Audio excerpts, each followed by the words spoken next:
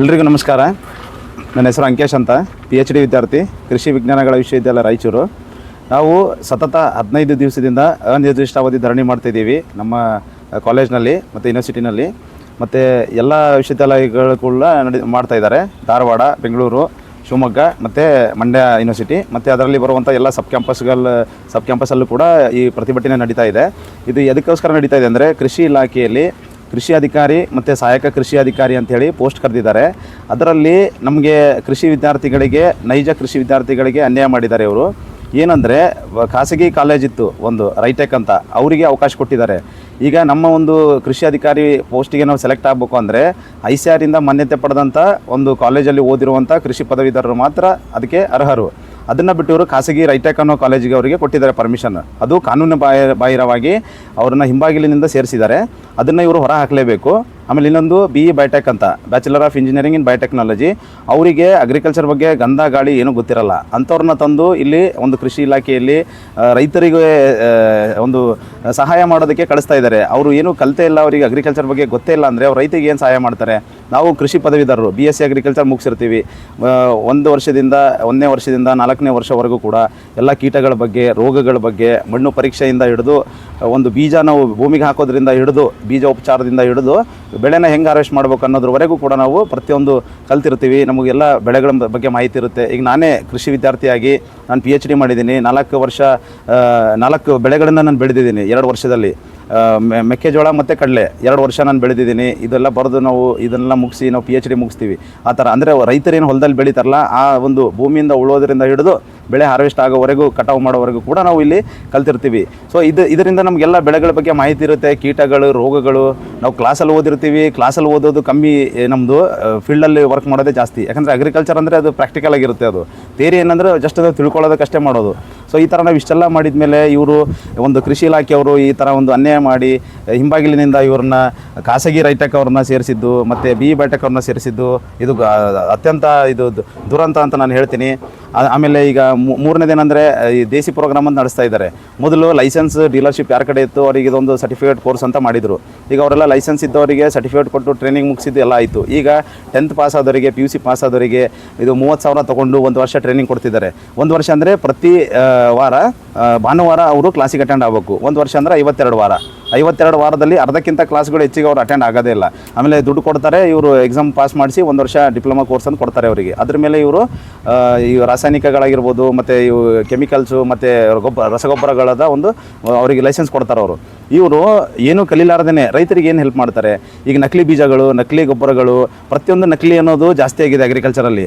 ಆಮೇಲೆ ರೈತರು ಮುಗ್ದರು, ಅವರಿಗೆ ಒಂದು ಮೋಸ ಮಾಡಿ ಇವರೆಲ್ಲ ಈ ಥರ ಡೇಂಜರ್ ಕೆಮಿಕಲ್ಸ್ಗಳನ್ನು ಅಥವಾ ಡೂಪ್ಲಿಕೇಟ್ ಕೆಮಿಕಲ್ಸ್ಗಳನ್ನು ಹಾಕಿ ಮಣ್ಣು ಹಾಳು ಮಾಡ್ತಿದ್ದಾರೆ, ರೈತರ ಜೀವನ ಹಾಳು ಮಾಡ್ತಿದ್ದಾರೆ.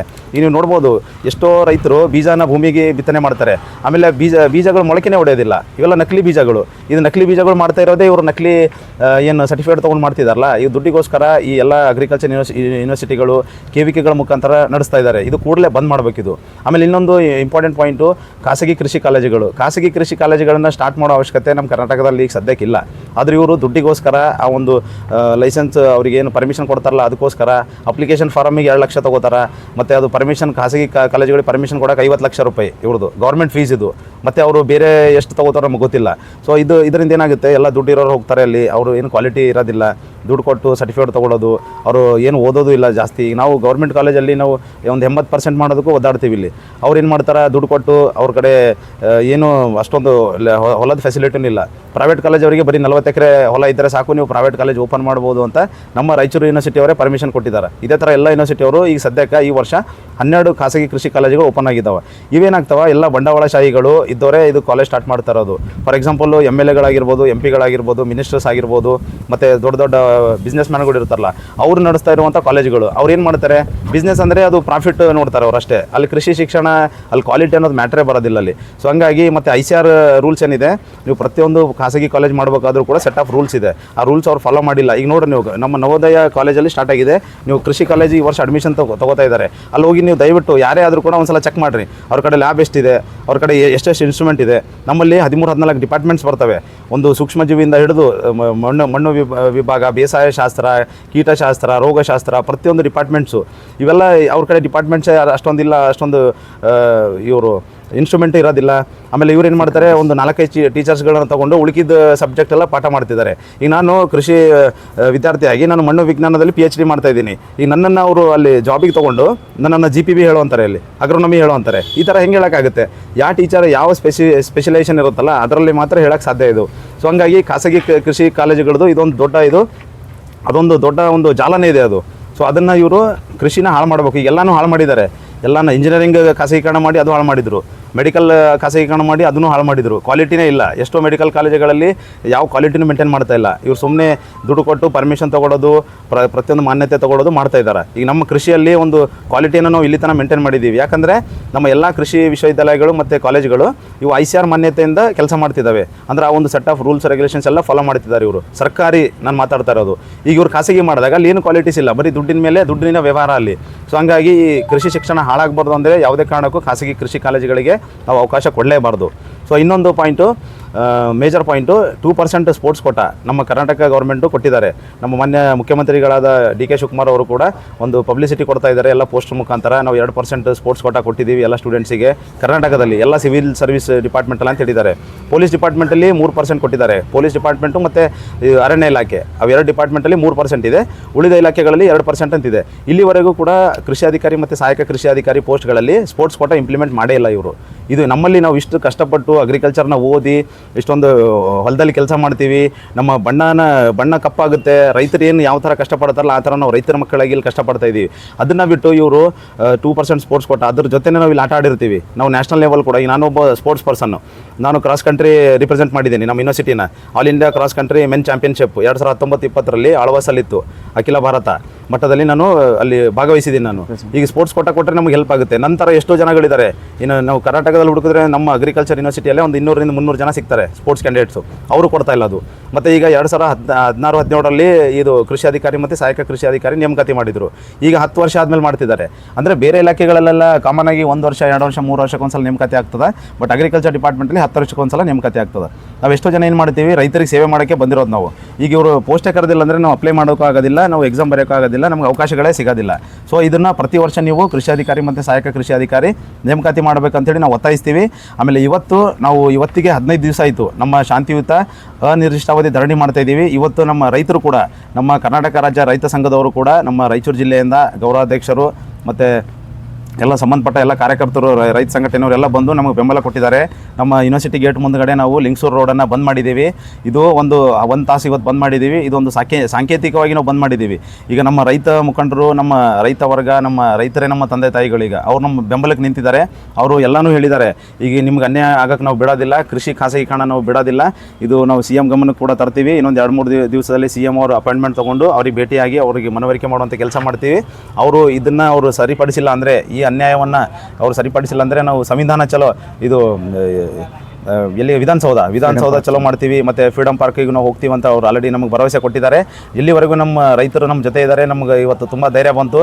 ಅದಕ್ಕೋಸ್ಕರ ನಾವು ಒಳ್ಳೆ ಒಂದು ಹೋರಾಟದ ಒಂದು ದಾರಿಯಲ್ಲಿ ಇದ್ದೀವಿ ನಾವು. ಮತ್ತು ಇಲ್ಲಿವರೆಗೂ ಶಾಂತಿಯುತವಾಗಿ ನಾವು ಪ್ರತಿಭಟನೆ ಮಾಡ್ತಿದ್ದೀವಿ.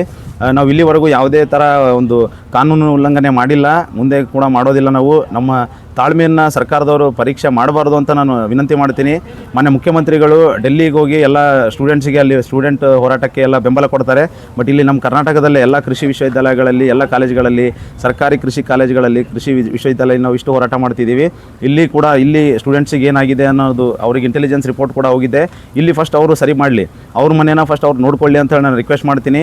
ಫಸ್ಟ್ ಇಲ್ಲಿ ವಿದ್ಯಾರ್ಥಿಗಳಿಗೆ ಏನಾಗಿದೆ ನಮ್ಮ ಒಂದು ಮನವಿಗೆ ಸ್ಪಂದಿಸಬೇಕು. ಆಮೇಲೆ ನೀವು ಬೇರೆ ಸ್ಟೇಟಲ್ಲಿ ಹೋಗಿ ಬೇರೆ ಒಂದು ವಿದ್ಯಾರ್ಥಿಗಳು ಎಷ್ಟು ಸಪೋರ್ಟ್ ಮಾಡ್ತಿರಲ್ಲ, ಫಸ್ಟ್ ನಿಮ್ಮ ಸ್ಟೇಟಲ್ಲೂ ಕೂಡ ನೀವು ಸಪೋರ್ಟ್ ಮಾಡ್ರಿ ಅಂತ ನಾನು ವಿನಂತಿ ಮಾಡ್ತೀನಿ. ಆಮೇಲೆ ಮಾನ್ಯ ಮುಖ್ಯಮಂತ್ರಿಗಳಲ್ಲಿ ನಾನು ಒಂದೇನು ಕೇಳ್ಕೊಡೋದಂದರೆ, ಅವ್ರು ಯಾವಾಗಲೂ ಹೇಳ್ತಾರೆ ದೇವರು ವರನೂ ಕೊಡೋದಿಲ್ಲ, ಶಾಪನೂ ಕೊಡೋದಿಲ್ಲ, ಅವಕಾಶಗಳನ್ನು ಮಾತ್ರ ಕೊಡ್ತಾನೆ ಅಂತೇಳಿ. ಈಗ ನಮ್ಮ ಅವಕಾಶಗಳನ್ನು ನೀವು ಕಿತ್ಕೊತಾ ಇದ್ದೀರಿ. ಎಷ್ಟು ಸರಿ ಇದು? ನೀವು ಸರ್ಕಾರದವರಾಗಿ ಜನಪರವಾದಂಥ ಕೆಲಸ ಮಾಡ್ರಿ. ನಿಮ್ಮ ಕುರ್ಚಿ ಶಾಶ್ವತ ಅಲ್ಲ, ನಾವು ಜನಗಳೇ ಶಾಶ್ವತ. ನಾವು ಕೃಷಿ ವಿದ್ಯಾರ್ಥಿಗಳು ಮತ್ತು ರೈತರು ನಾವು ಶಾಶ್ವತ. ನಮ್ಮಿಂದನೇ ನೀವಿರೋದು, ನಿಮ್ಮಿಂದ ನಾವಲ್ಲ.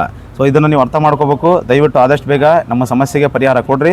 ಇಲ್ಲಾಂದರೆ ಮುಂದೆ ಯಾವುದೇ ಒಂದು ರೀತಿಯಾದಂಥ ಅಹಿತಕರ ಘಟನೆಗಳು ನಡೆದರೂ ಕೂಡ ಇದಕ್ಕೆ ನೇರ ಹೊಣೆ ಯಾರು ಅಂದರೆ ಈ KA ಅವರು ಎಕ್ಸಾಮ್ ನಡೆಸ್ತಾ ಇದ್ದಾರೆ, ಅವರು ಹೊಣೆ ಆಗ್ತಾರೆ. ಮತ್ತು ಕೃಷಿ ಇಲಾಖೆಯವರು ಈ ಎಲ್ಲ ಒಂದು ನೇಮಕಾತಿ ರೂಲ್ಗಳನ್ನು ಮಾಡಿರೋದು ಅವರು ಹೊಣೆ ಆಗ್ತಾರೆ. ಮತ್ತು ಸರ್ಕಾರ ಎಷ್ಟೇ ನಾವು ಹೋರಾಟ ಮಾಡಲಿ, ಎಷ್ಟೇ ಮನವಿ ಕೊಟ್ಟಿವಿ. ಈಗ ಆಲ್ರೆಡಿ ನಾವು 15ನೇ ತಾರೀಕಿಗೆ ನಮ್ಮ DC ಮುಖಾಂತರ ರಾಯಚೂರಿಂದ ನಾವು ಮುಖ್ಯಮಂತ್ರಿಗಳಿಗೆ ಲೆಟರ್ ಕೂಡ ಕಳಿಸಿದ್ದೀವಿ. ಇಲ್ಲಿವರೆಗೂ ನಮಗೆ ಯಾವುದೂ ಸ್ಪಂದನೆ ಬಂದಿಲ್ಲ.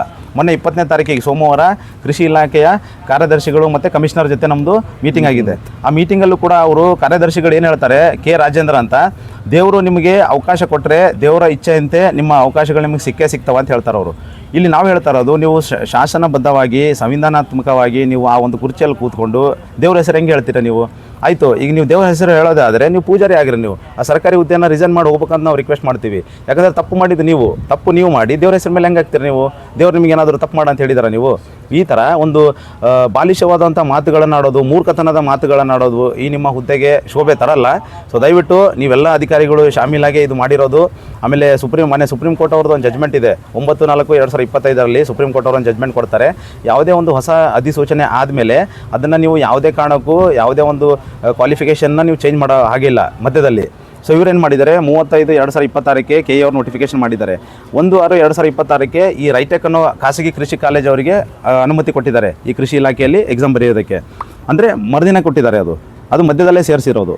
ಆಮೇಲೆ 20/6/2026 ಈ ಬಿ ಬ್ಯಾಟೆಕ್ ಅವ್ರನ್ನ ಸೇರಿಸಿದ್ದಾರೆ. ಇದನ್ನು ಕೂಡ ಅದೇ ಥರ ಮಾಡಿದ್ದಾರೆ. ಅಂದರೆ ಇವರು ಯಾವುದೇ ಒಂದು ಈಗ C&R ರೂಲ್ ಏನು ಹೇಳುತ್ತೆ ICAR ಇಂದ ಮಾನ್ಯತೆ ಪಡೆದಂತಹ ಒಂದು ಕೃಷಿ ವಿದ್ಯಾರ್ಥಿಗಳಿಗೆ ಮಾತ್ರ ಅವಕಾಶ ಇರಬೇಕಂತ ಹೇಳಿದ್ದಾರೆ.